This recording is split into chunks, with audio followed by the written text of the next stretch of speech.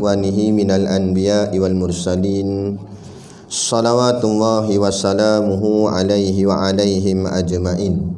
Wa ala ali kulli wa sahabati wal qarabati wat tabi'in wa tabi'it tabi'in bi ihsanin ila yaumiddin. Wa ila arwahi walidina wa muallimina wa dhawil huquqi alaina ajma'in. Wa khususan ila hadrati Syekh Abu Abdullah Husain bin Muhammad Nasir bin Muhammad Taib Al-Mas'udi Al-Banjari bisiril Fatihah. A'udzu billahi minasyaitonir rajim. Bismillahirrahmanirrahim. Alhamdulillahi rabbil alamin. Arrahmanir rahim. Maliki yaumiddin. Iyyaka na'budu wa iyyaka nasta'in. Ihdinas siratal mustaqim. Siratal ladzina an'amta 'alaihim ghairil maghdubi 'alaihim waladdallin. Bismillah.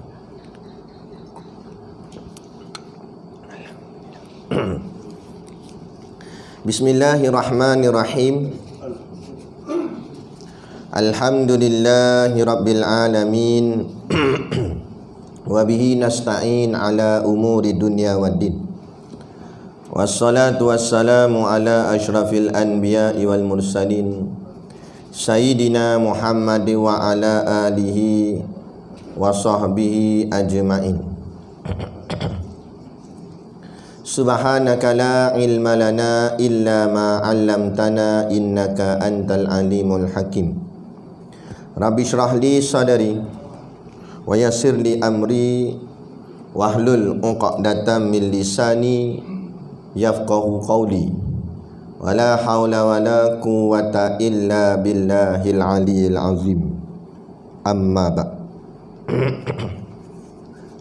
Alhamdulillah, kita sama-sama panjatkan syukur kehadirat Subhanahu wa ta'ala yang dengan limpah dan kurnianya diizin oleh Allah Subhanahu wa ta'ala untuk kita berada di dalam rumah Allah pada malam ni.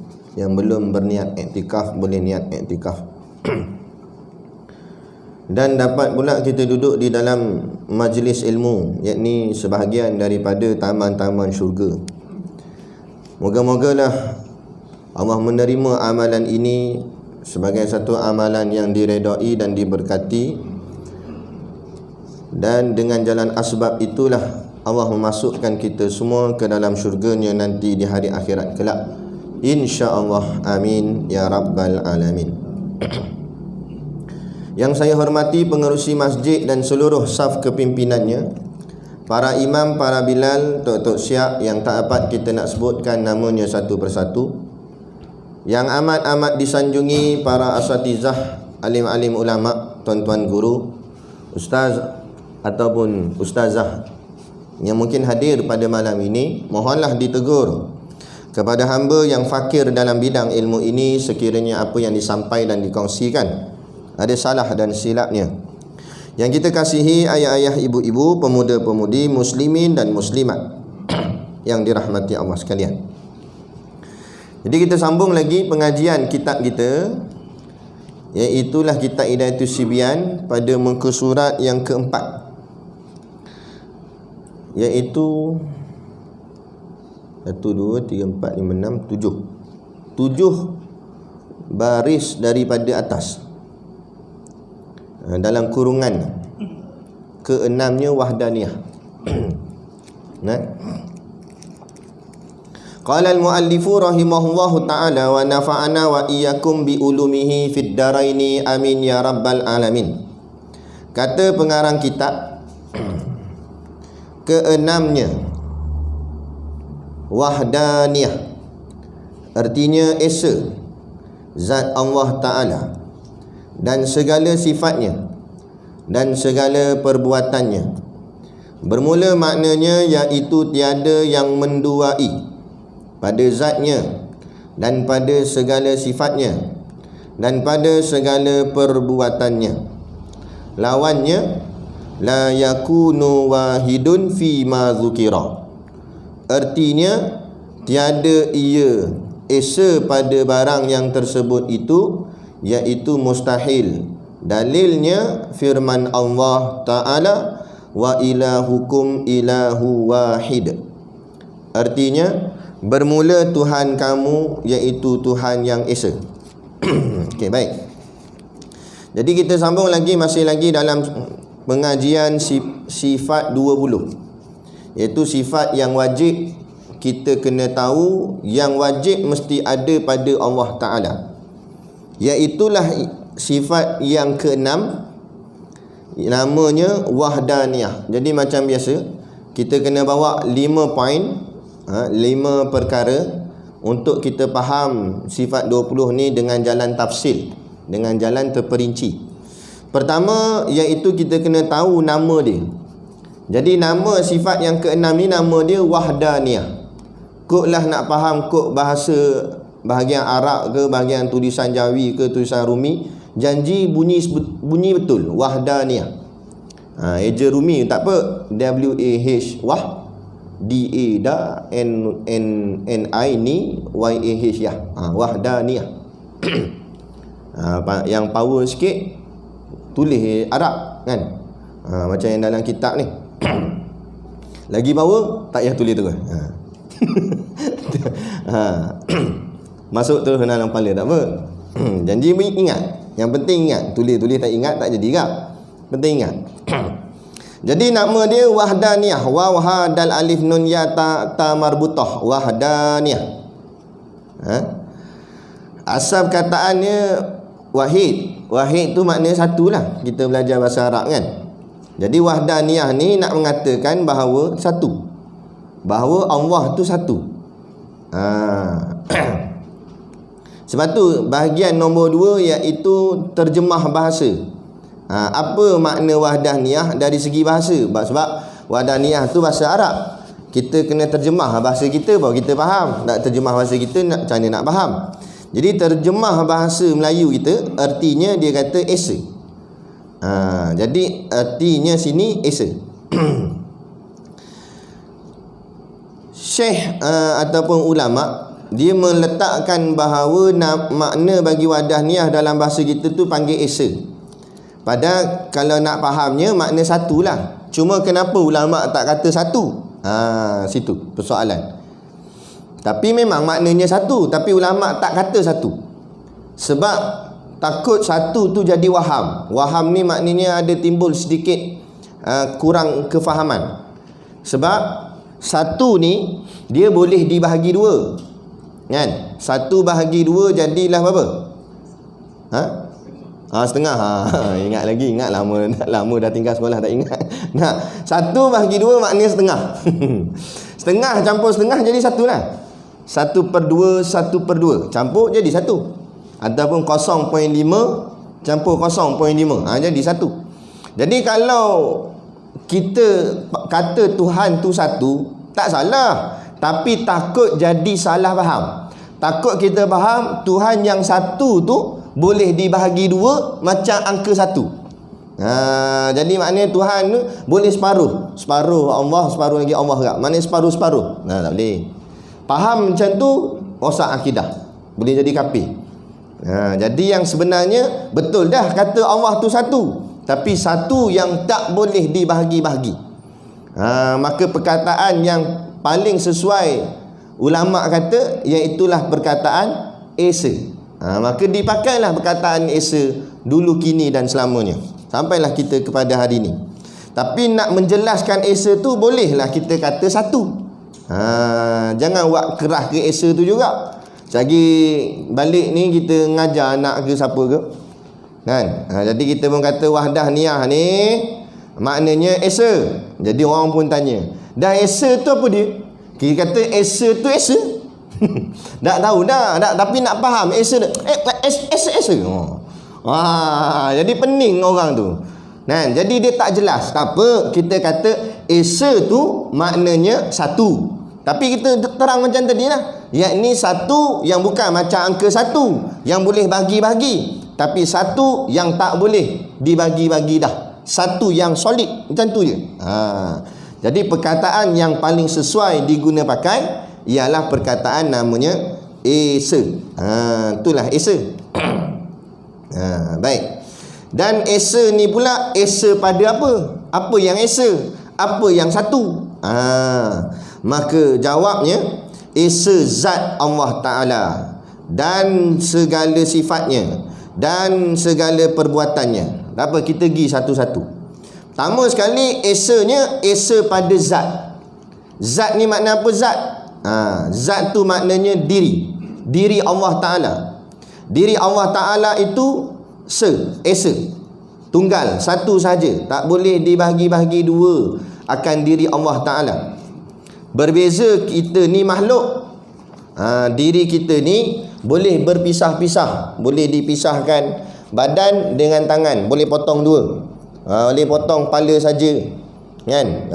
Boleh potong kaki saja, boleh, makna boleh dibagi-bagi, boleh dicincang lah, maknanya boleh pecah-pecah. Itu diri kita. Adapun Allah tak gitu. Allah tak boleh dipisah-pisahkan akan zatnya. Dirinya tu tak boleh dibagi-bagi, tak boleh dipotong-potong. Sebab tu tak boleh kita mengatakan diri Allah itu bertangan, berkaki, berbadan, berkepala. Sebab dengan berkata begitu seolah-olah mengatakan bahawa Allah itu dia punya diri dia ada ketul-ketul yang boleh berpisah. Macam kita sebut tangan, sebab tangan dengan badan benda lain, badan lain, tangan lain. Sebab tu kita sebut tangan, kita sebut badan. Jadi kalau kita kata tangan, contoh bila kita kata kawan tu aksiden, betul apa jadi kat dia? Tangan dia patah.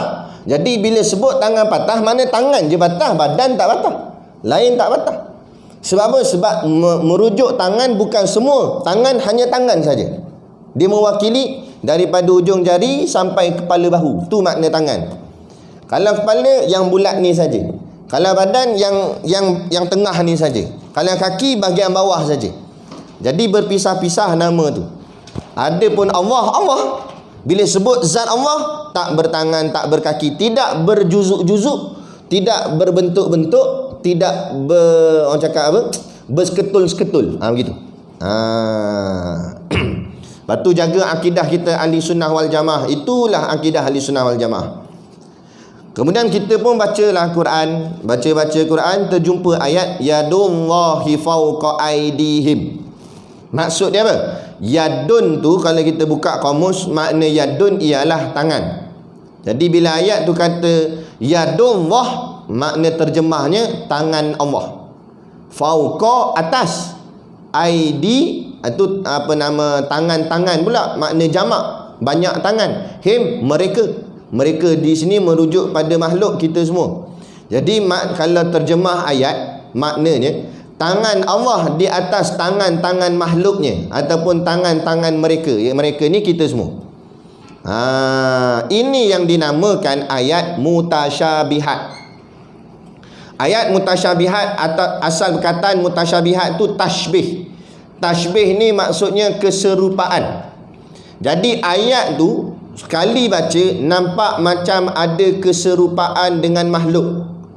Adakah Allah serupa dengan makhluk? Tidak. Kerana jawabnya pada dalil yang lain, laisa kamitslihi syai'. Allah tidak sama dengan sesuatu.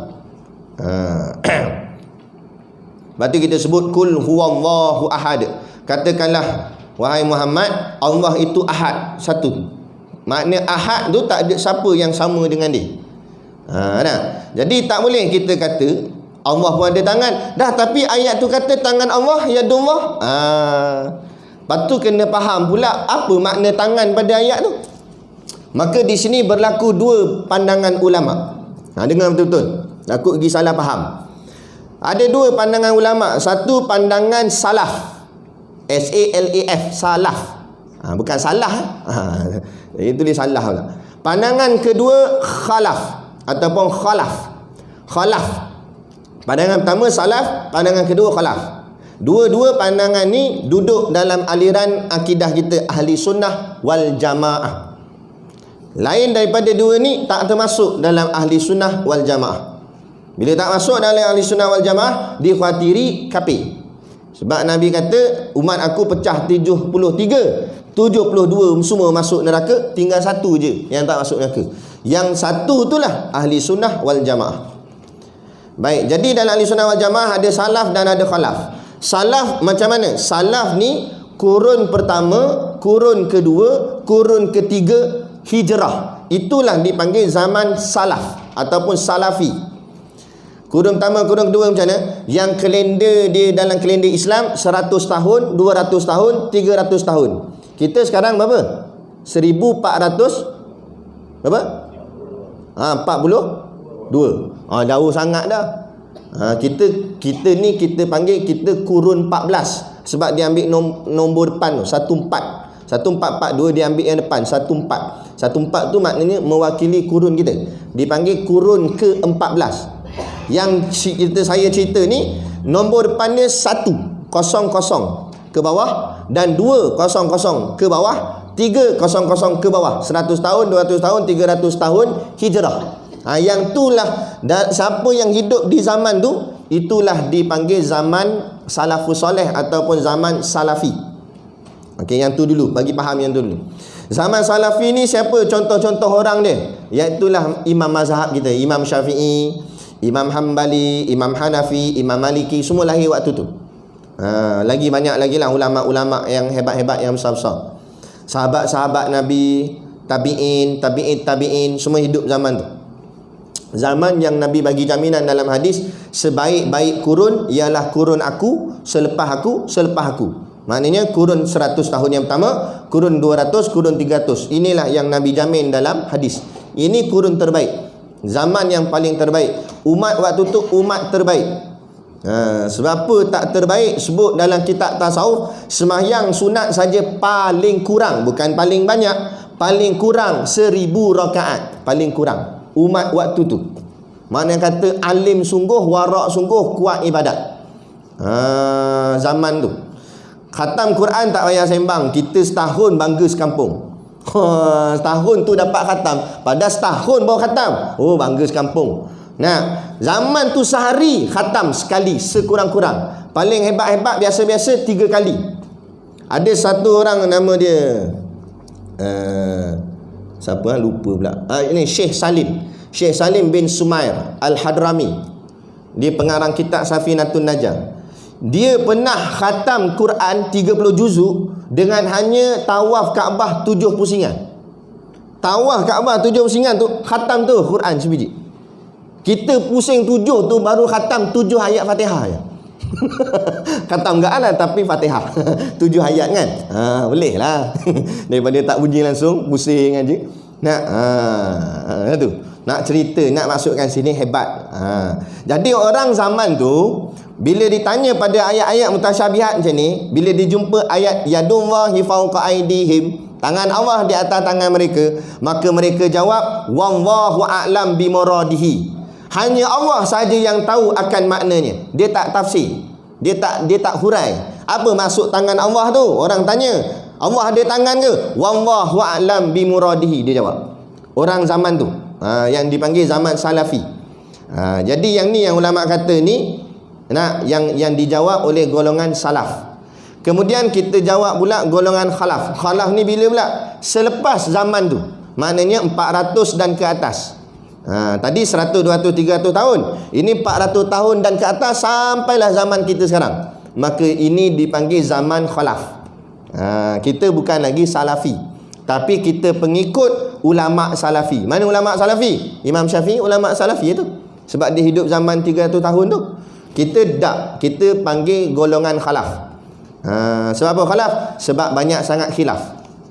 Banyak percanggahan. Kemudian dah mula menurun dah bahagian amal ibadat dia. Tadi paling kurang sembahyang sunat 1000 rakaat. Kita sembahyang sunat rawatib malah dah 2 rakaat.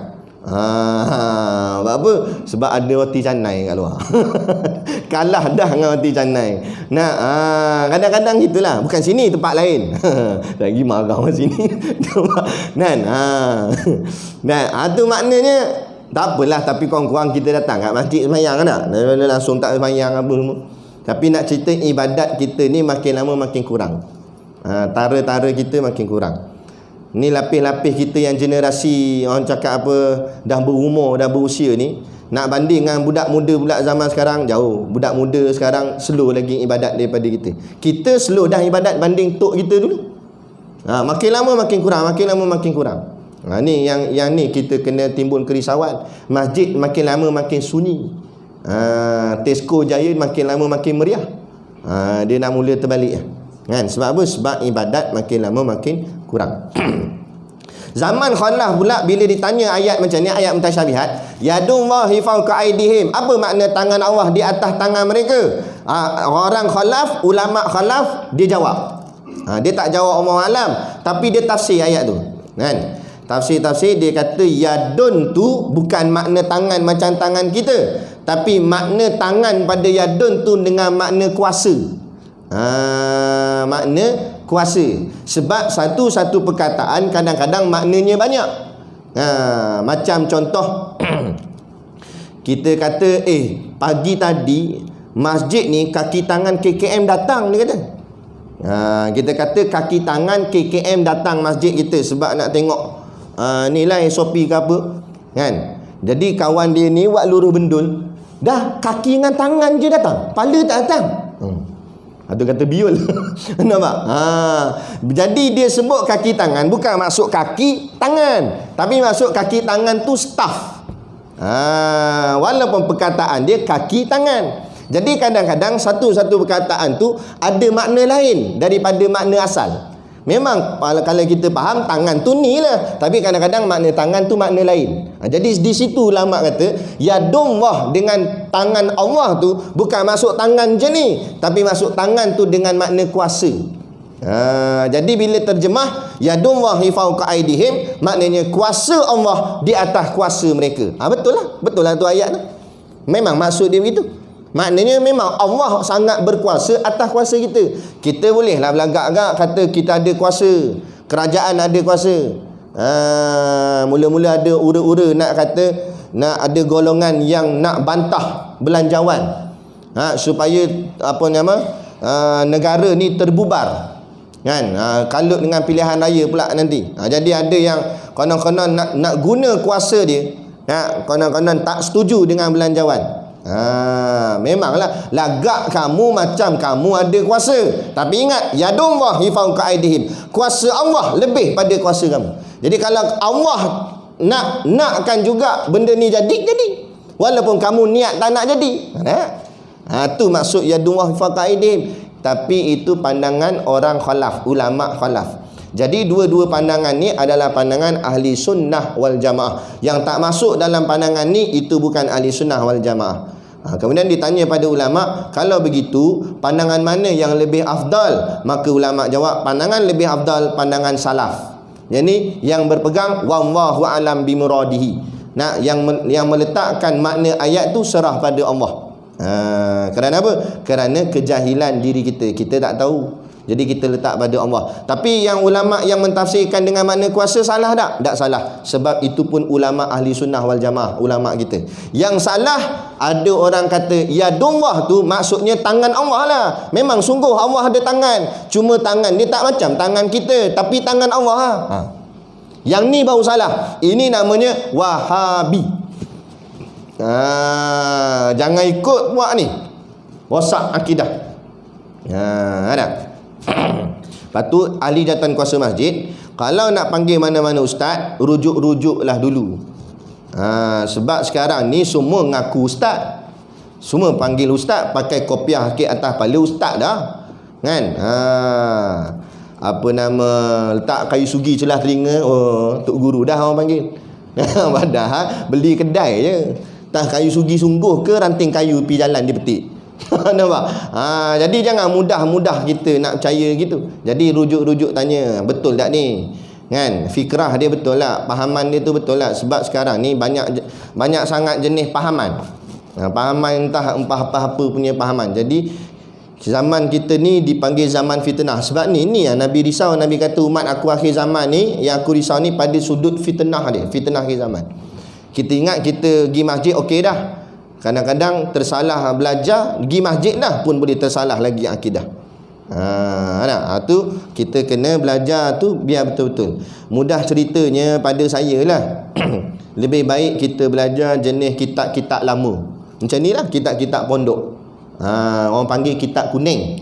Sebab apa? Sebab kitab ni ratus tahun dah daripada dulu. Tak sesat pun. Kalau andai kata kitab ni tak betul, dulu lagi orang dah tolak. Tapi beratus tahun dah kitab ni. Pengarang dia sampai dah tak ada dah.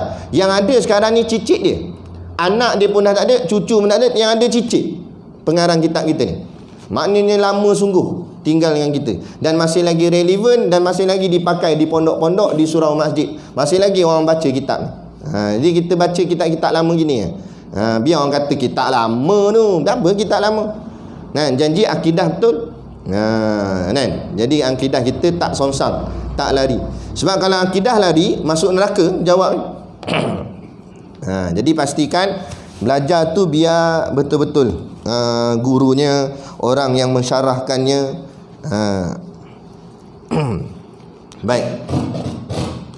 Jadi itu dia.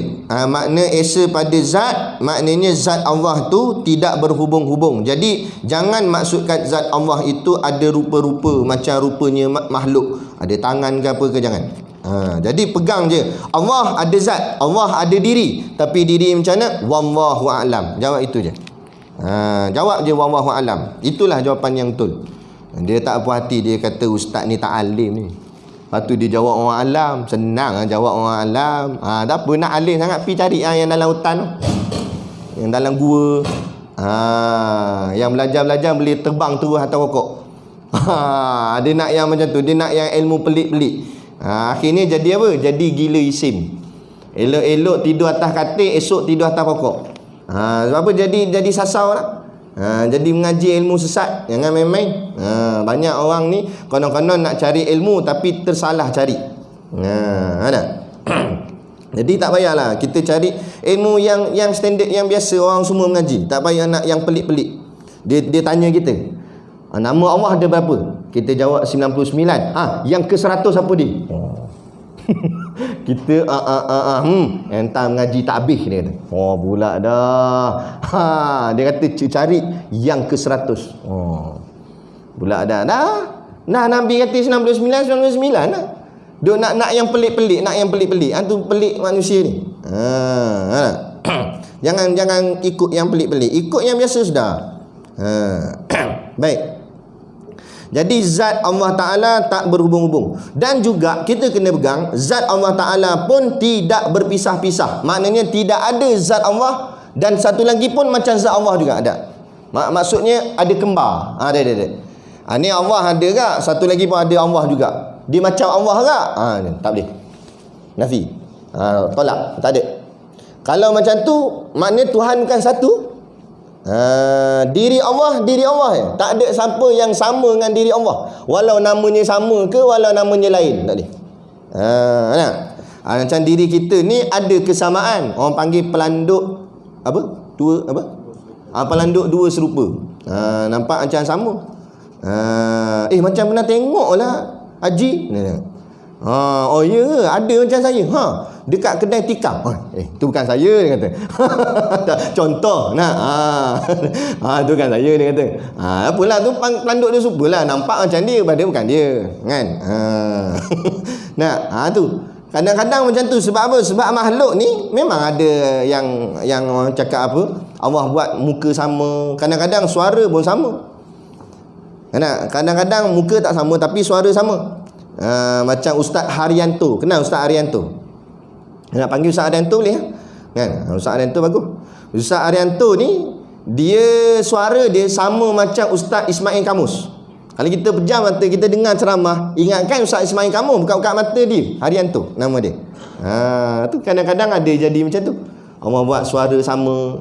Kadang-kadang bukan setakat suara sama, muka pun hampir sama. Ada Allah buat, kan? Kadang-kadang tak payah kata ni, memang kembar sungguh Allah buat. Kembar Siam ke kembar apa ke. Kenapa dipanggil kembar Siam? Kenapa tak panggil kembar Melayu ke? Dia Melayu, kenapa panggil kembar Siam? Rupanya dalam catatan sejarah, kembar yang pertama muka sama berlaku di Siam. Maka melekatlah namanya kembar Siam. Macam tak percaya je muka. Betul ni. Saya baca kat mana tu tak ingat, tapi macam itulah lebih kurang. Nah, tapi nak ceritanya Allah boleh buat muka sama, semua sama, suara sama, kan? Itu. Tapi itulah, walaupun sama-sama gitu, Allah buat lingkaran ibu jari kita ni tak sama. Sebab tu cap jari tak boleh tiru. Lain-lain. Nampak jari macam sama daripada jauh. Kalau zoom dekat, lingkaran dia tu tak sama. Tapi Allah Ta'ala semua tak sama dengan siapa-siapa pun. Sebab apa kita kata tak sama? Pernah jumpa ke Allah? Pernah tengok Allah? Tak pernah. Dah tu mana tahu tak sama? Sebab kalau Allah sama dengan makhluk, Allah jadi lemah. Sebab apa? Sebab makhluk tu lemah. Kita ada mata bukan hebat. Ada mata lah lemah. Ada telinga lemah, ada mulut lemah, tu lemah. Sebab apa pula ada mata lemah, Ustaz?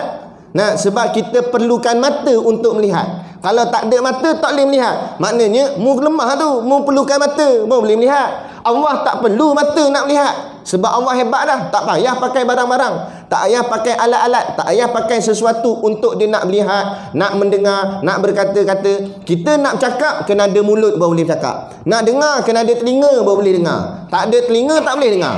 Nah, sebab apa? Sebab kita lemah. Ingatkan kita cukup anggota badan ni hebat dah. Tak cacat lagi. Sebab apa cacat? Sebab kita lemah. Masih lagi memerlukan sesuatu. Orang yang hebat tak perlukan sesuatu pun. Itu yang sebenar-benar hebat. Tak? Orang kaya sebagai contoh. Ingat hebat dah dengan kaya dia? Tak hebat lagi. Kalau dia betul hebat, tak payah pakai duit lah. Dia tak perlukan duit. Tak, dia masih lagi berhajat pada duit. Makna lemah dia tu. Ingat hebat sangat? Tak hebat juga. Tak ada siapa hebat. Yang hebat semata-mata Allah. Sebab Allah tak perlukan siapa-siapa pun, apa-apa pun. Allah tak perlukan duit. Allah tak perlukan apa pun atas muka bumi ni, ke luar muka bumi ke, tak kira. Allah tak perlukan apa-apa. Hatta makhluknya pun Allah tak perlukan. Dan kenapa Allah cipta makhluk? Allah nak tunjuk kehebatan dia. Allah cipta kita ni sebab Allah nak tunjuk, supaya kita tengok. Tengoklah langit. Aku buat tanpa tiang, tak tengok? Hampa boleh buat bangunan yang atapnya tanpa tiang, terapung gitu, boleh buat? Tak boleh. Allah nak tunjuk situlah, supaya bila kita tengok, subhanallah, subhanallah, subhanallah, mengagungkan Allah, mentakzimkan Allah, memuliakan Allah, barulah ketaksuban ataupun ketakjuban kita pada makhluk akan kurang. Ini sebab nampak hebatnya makhluk sikit-sikit. Hebatnya dia ni, hebatnya makhluk ni, hebat tu. Tak nampak hebatnya Allah. Situ masalah. Sebab apa? Sebab dia tak mengenal Allah, tapi dia mengenal makhluk. Bukan ma'rifatullah, tapi ma'rifatul makhluk. Dah kenal Allah, nak jawab. Kalau tak kenal Allah, nak jawab macam mana? Dalam kubur marrabuka, yang dia kenal apa? Spoket motor masa hidup dunia. Dia tanya marrabuka, spoket, jawabnya.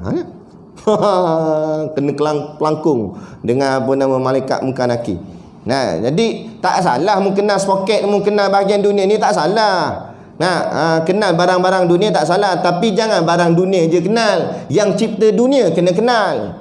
Sebab dia dah bagi kita macam-macam, daripada bangun tidur sampai tidur balik, semuanya daripada dia. Nafas daripada dia, rezeki daripada dia, makan minum daripada dia. Tiba-tiba tak kenal dia, biadab tak biadab?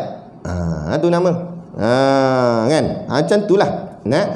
Jadi sebagai kesedaran kita bersama tu dia. Jadi itu esa pada zat, kemudian dan segala sifatnya. Dan wahdaniyah ni juga esa pada sifat. Sifat di sini maknanya sifat ma'ani, iaitu 7. Kita contoh-contoh je lah. Kudrat, iradat, ilmu, hayat, sama', basar, kalam. Contohnya sifat kuasa, sifat kehendak, ataupun lagi sifat melihat, sifat mendengar, sifat berkata-kata. Itu yang dimasukkan sifat. Jadi sifat Allah tu esa. Maksudnya sifat Allah ini tidak siapa pun sama macam dia sifat ni. Hanya Allah je bersifat seperti sifat itu. Contohnya sifat apa? Sifat melihat. Hanya Allah saja yang bersifat melihat. Dah kita melihat juga. Tak, kita cuma diizin lihat, bukan melihat. Kita melihat ke? Tak. Kalau betul kita melihat, kita boleh nak tengok apa saja yang kita nak tengok. Kita nak tengok apa nama anak kita buat apa kat rumah. Kita boleh tengok sekarang. Kita duduk sini tapi nak tengok anak kat rumah, tak boleh. Sebab apa? Sebab bukan kita melihat, kita cuma diizin lihat. Bila diizin lihat, apa yang kita lihat tu atas izin je lah. Kalau Allah nampakkan yang itu, yang tu je lah. Yang Allah tak bagi nampak, Allah tak izin nampak, tak nampak. Tak payah kata jauh. Nak tengok roh sendiri boleh? Nampak dah Ustaz. Kalau nampak dah mati. Nampak, kalau nampak roh sendiri tu mati dah maknanya. Mana boleh nampak roh sendiri? Tak payah kata nak tengok roh. Kalau tak ada zaman dulu, tak ada lagi cermin, macam mana nak tengok muka sendiri? Muka sendiri tak boleh tengok dah. Padahal muka kita depan mata ni je, tapi tak boleh tengok, melainkan kena hadap pada cermin. Baru boleh tengok. Berhajat pula kepada cermin, boleh tengok muka. Tak pernah tengok, tiba-tiba tengok, ingat siapa dia? Aku punya. Dia terkejut tengok muka sendiri. Macam kucing kadang-kadang kan. Dia lalu-lalu depan cermin, dia tengok. Dia ingatkan kucing lain nak bergaduh dengan cermin. Dia kata itu maksud dia. Lemahnya kita. Ingatkan boleh melihat tu hebat dah. Allah, melihat Allah, tak ada yang boleh menghalang penglihatan Allah. Allah nak tengok tang mana satu sudut, apa semua Allah boleh tengok. Tempat tersembunyi, tempat terbuka, ada cahaya, tak ada cahaya. Kita nak tengok perlu ada cahaya. Ada cahaya boleh nampak, tak ada cahaya nak nampak macam mana? Biar mata besar tu. Mata besar, bola pimpong besar mata. Tapi tak ada cahaya, boleh tengok? Tak boleh. 8 lapis pakai spek tapi gelap, nampak? Tak nampak kan? Sebab apa? Berhajat pada cahaya, kena ada cahaya pula. Maknanya lemahnya makhluk ni, dia memerlukan makhluk lain juga. Cahaya ni makhluk, kita ingat hebat dah, tak hebat sebab kita perlukan cahaya baru boleh melihat. Mana walaupun kita makhluk, cahaya pun makhluk, makhluk perlukan makhluk, sama-sama makhluk. Tu. Jadi janganlah sombong. Macam pemimpin juga. Pemimpin perlukan rakyat. Kalau dia macam mana nak jadi pemimpin kalau rakyat tak ada? Tu. Nak jadi apa pun, nak jadi guru, kena ada anak murid. Tak ada anak murid nak jadi guru macam mana? Mengaku aku guru. Dah anak murid apa? Tak ada seorang ni. Guru apa itu? Tu garu namanya. Jadi mana boleh? Macam kita mengajar kuliah, cakap pam. Orang kata, "Oi, ada ceramah ni." Orang pun tinjau kat dalam, tengok tak ada seorang pun duduk. Orang panggil ceramah orang gila. Cakap apa seorang-seorang? Tak ada. Ataupun ramai-ramai duduk bawah ni, semua tengok tanda sini. Lepas tu siap ada yang hangguk. Lepas tu siap tulis lagi. Jadi dia tengok tak ada siapa duduk sini. Kita cakap jemaah gila nama dia. Tadi ustaz gila, ni jemaah pula gila. Nak duduk apa hangguk-hangguk situ, tak ada siapa cakap. Jadi pengajian, maksud kuliah, ada guru, ada anak murid. Ada orang dengar, ada orang bercakap. Jadi makna saling perlu memerlukan. Saya perlukan tuan-tuan, tuan-tuan pun perlukan saya. Sama-sama lah kita. Jadi janganlah sombong. Ni sombong sampai tak nak tegur orang, marah bukan main. Dah mati esok nak tanam kat kubur sebelah ni, siapa nak tanam? Yang sombong sangat tu, nak marah kat orang manjang tu. Tu. Jadi maknanya lemah. Adapun sifat Allah Taala, Allah tak ada siapa pun sama dengan Allah. Kan? Sifat Allah yang paling hebat. Melihat Allah, melihat yang sebenar-benar melihat. Mendengar Allah, mendengar sebenar-benar mendengar. Kita bukan mendengar, kita diizin dengar saja. Itu maksudnya esa pada sifat. Dan terus-terus, iaitu esa pada perbuatan pula. Perbuatan ni maknanya perbuatan lah. Jadi perbuatan sebenarnya kita makhluk tak ada perbuatan pun, melainkan perbuatan ini sebenarnya perbuatan Allah. Wallahu khalaqakum wa ma ta'malun. Allah yang cipta kamu, Allah yang cipta perbuatan kamu. Jadi mana perbuatan kita? Tak ada, semua perbuatan Allah. Tu maknanya perbuatan Allah esa. Hanya Allah saja yang ada perbuatan. Semua ni Allah buat, bukan kita buat. Tapi kita tengok Allah yang maha pemurah lagi maha penyayang. Tu makna dia. Ar-Rahman Ar-Rahim. Sebab itulah Imam Syafi'i kata dalam syairnya, aku tak layak masuk syurga. Bukan Imam Syafi'i tak nak masuk syurga, dia kata tak layak. Sebab apa kata tak layak? Sebab apa nak kata layak? Kita nak masuk syurga dengan apa? Dengan pahala. Pahala nak ambil mana? Dengan amal ibadat. Amal ibadat kita siapa buat? Kita buat ke Allah buat? Kita boleh bangun tengah malam tahajud, siapa yang bangunkan kalau bukan Allah? Kita boleh angkat tangan, angkat takbir, siapa yang angkatkan kalau bukan Allah? Kita boleh sujud, siapa yang sujudkan kalau bukan Allah? Si kita datang masjid boleh dengar kuliah ni, siapa yang gerakkan kaki kita, gerakkan hati kita untuk duduk dalam masjid dan dengar kuliah kalau bukan Allah?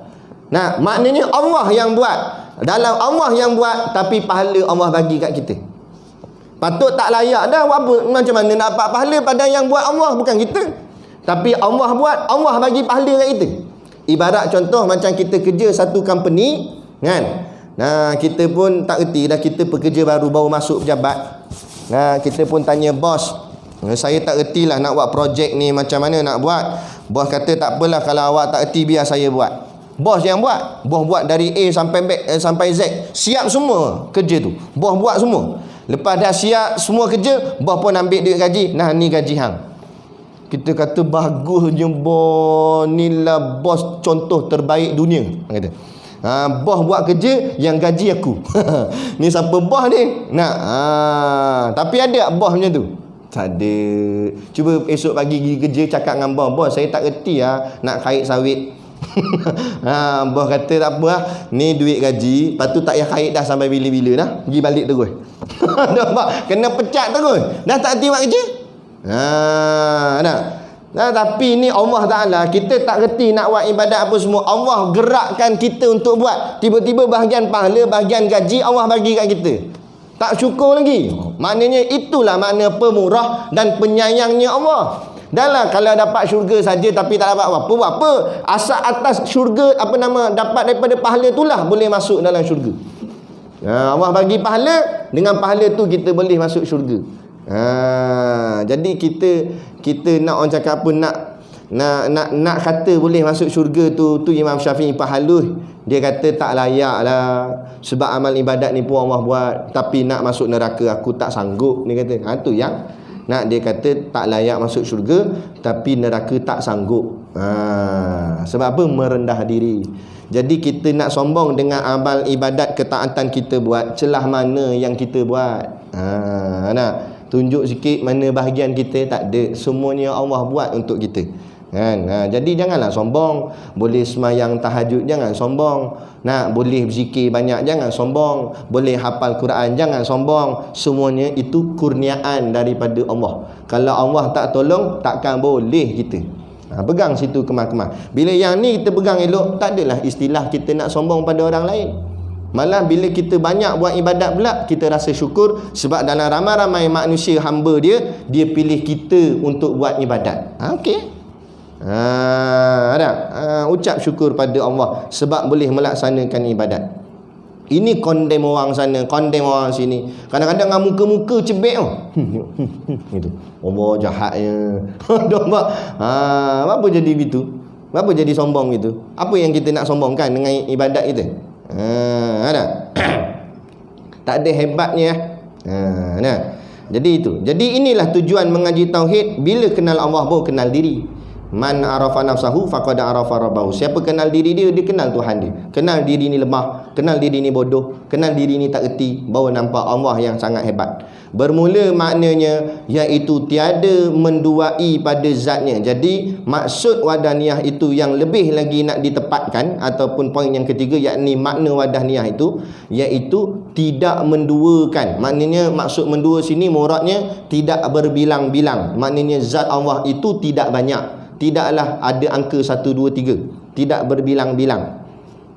Dan pada segala sifatnya, sifat Allah juga tidak berbilang-bilang. Dan pada segala perbuatannya dan perbuatan Allah juga tidaklah berbilang-bilang. Itu maksudnya. Semuanya esa hanya pada Allah saja. Maknanya tak ada siapa yang sama dengan Allah. Hanya Allah saja yang berzat. Hanya Allah saja yang bersifat, dan hanya Allah saja yang berperbuatan.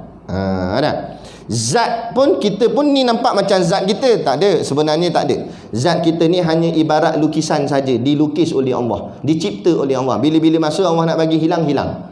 Allah nak ambil, ambil. Tak ada bila-bila, tak kira siapa-siapa pun. Ada. Sebab tu kita kena jaga anggota badan kita, jangan sampai hilang rasa syukur. Kalau Allah dah tarik balik, tak boleh buat apa dah. Jaga kaki, jangan pergi tempat maksiat. Kalau Allah potong kaki kita macam, bukan susah pun. Jatuh motor je kalau Allah nak buat, patah dah, kena doktor kata tak boleh ni, nak kena potong terus. Nak buat macam mana? Hak Allah dah, Allah nak ambil balik. Nak potong gaji tak apa lagi, potong kaki, potong tangan, potong kepala lagi, lingkup terus nak. Jadi bila-bila sahaja. Jadi jaga bila kita nak buat maksiat pakai anggota badan kita, kita renung benda ni. Kalau aku buat ni, Allah ambil macam mana? Allah ambil tangan aku, nak pakai macam mana dah tangan ni? Ambil barang orang kan, ambil milik orang, ambil duit masjid lah apa semua. Baik, la yakunu wahidun fi ma dzukira, itu dia punya lawan dia, iaitu tiada ia esa pada barang yang tersebut itu, iaitu mustahil. Dalilnya firman Allah Ta'ala. Jadi lawan dia Allah tak esa, itu mustahil. Mana pula Allah tak esa? Kalau Allah tak esa, maknanya Allah sama dengan makhluk, zat Allah sama, sifat Allah sama, perbuatan Allah sama. Kalau Allah sama dengan makhluk, makhluk tu sifatnya lemah. Jadi kalau Allah sama dengan makhluk, maknanya Allah tu lemah. Kan? Macam tu. Sedangkan tarah-tarah manusia pun ada beza-beza, orang membeza-bezakan. Orang kata sultan dengan rakyat mana sama? Betul? Dari segi jawatan. Tapi sama benda, sama manusia. Dia pun manusia, kita pun manusia. Jawatan je beza. Dia mati, kita pun mati. Kan?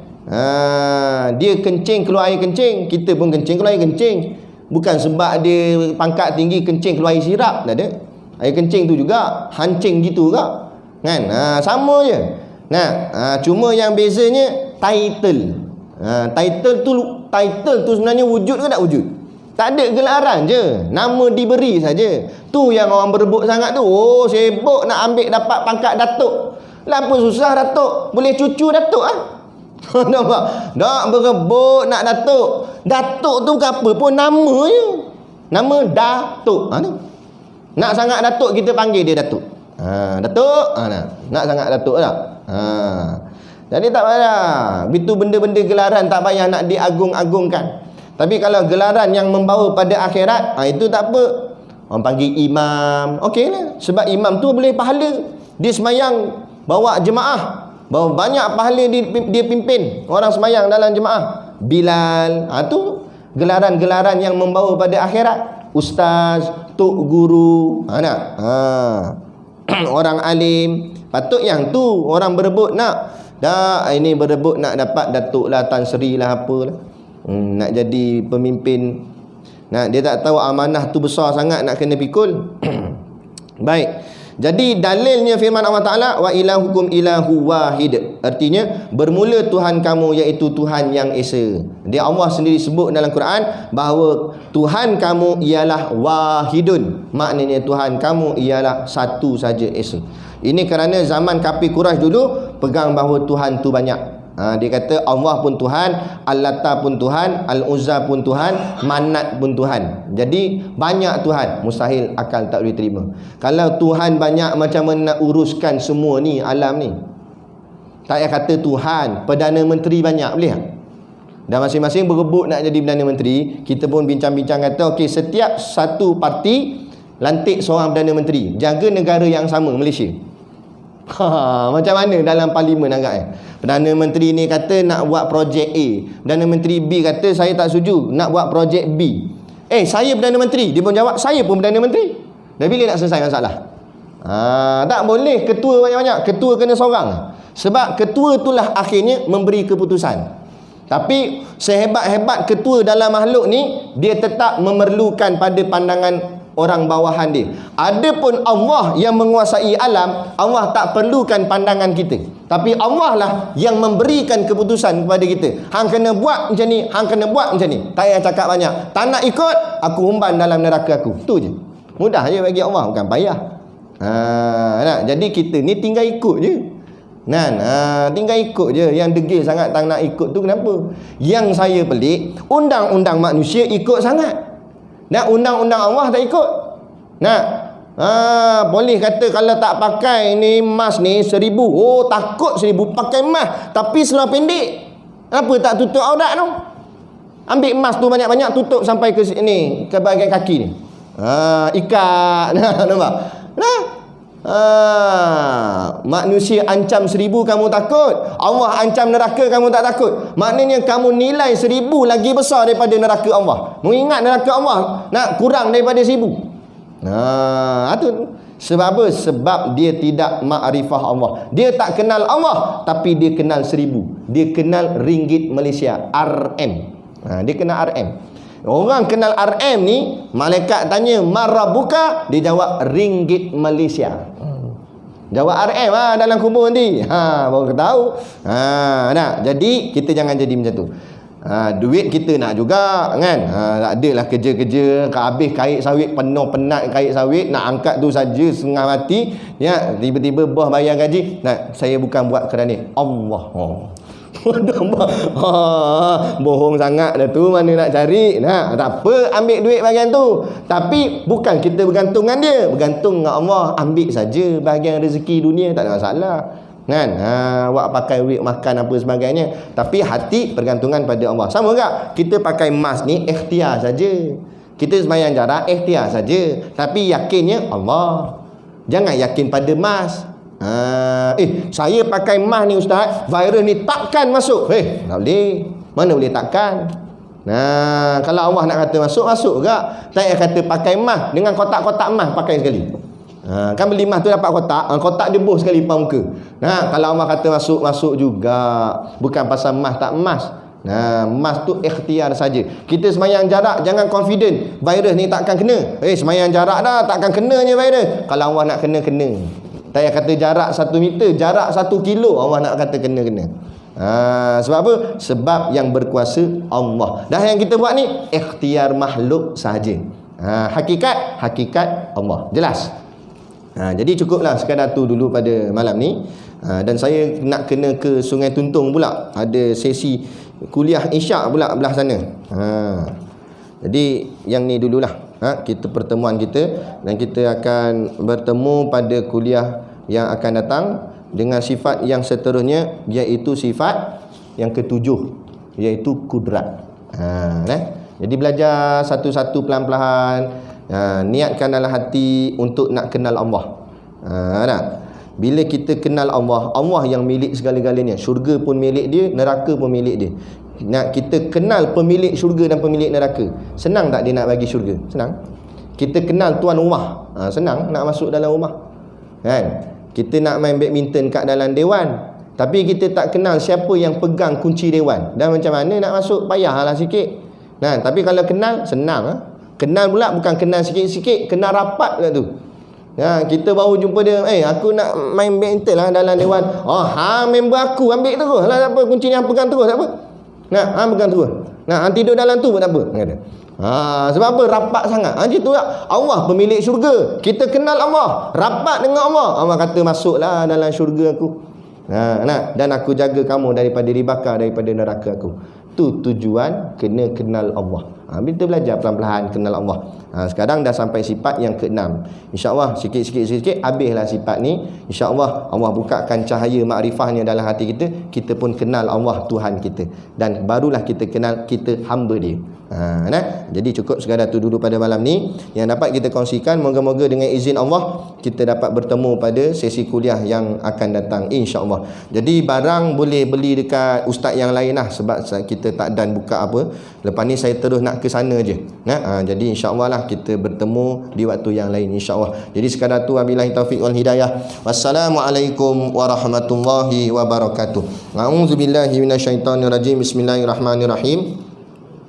Alhamdulillahirabbil alamin, wassalatu wassalamu ala asyrafil anbiya'i wal mursalin sayyidina Muhammad wa ala alihi washabihi ajmain. Allahumma taqabbal minna salatana wa du'aana innaka antas samiul alim wa tub alaina innaka antat tawwabur rahim. Allahumma ja'al dinana dinan nabi Muhammadin sallallahu alaihi wasallam, wa islamana islamal muslimin, wa imanana imanal mu'minin, wa salatana salatal khashiin, wa a'malana a'malas solihin, wa niyatana niyatal mukhlisin, wa dhunubana ya Allah dhunub qulubal mustaghfirin wa hayatana hayatal ulama wa mautana bi mauti syuhada wa adkhilnal jannata ma'al anbiya'i alaihimus salatu wassalam. Rabbana atina fid dunya hasanah wa fil akhirati hasanah wa qina adzabannar wa qina adzabannar wa qina adzabannar. Wa sallallahu ala khairi khalqihi sayyidina Muhammad wa ala alihi wa sahbihi wasallam. Subhana rabbika rabbil izzati amma yasifun. Wassalamun ala mursalin walhamdulillahi rabbil alamin.